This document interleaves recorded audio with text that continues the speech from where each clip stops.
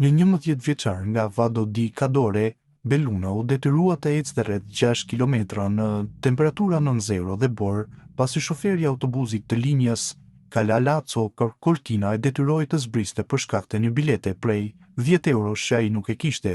Fëmia, i cili udhëtonte drejt shkollës së San Vito di Cadore, hipi në autobus me biletën që kishte përdorur më parë, por shoferi dyshohet se refuzoi dhe urdhëroi të zbriste. Familja e tij ka ngritur padi për braktisje dhe raportohet se djali ka pësuar lodhje dhe temperaturë të ulët trupore prej 35 gradësh pas rikthimit në shtëpi. Sipas gjyshjes së tij avokate Chiara Balbinot, incidenti ka shkaktuar vuajtje të rënda fizike tek fëmia, i cili mbeti i sëmur pas përjetimit të situatës.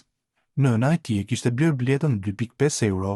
në fillim të vitit, të vlefshme sipas zyrës së biletave, por shoferi nuk pranoi asnjë formë pagese në dorë pasi rregullorët e kompanisë Dolomiti Bus ndalojnë shitjen e biletave nga shoferët.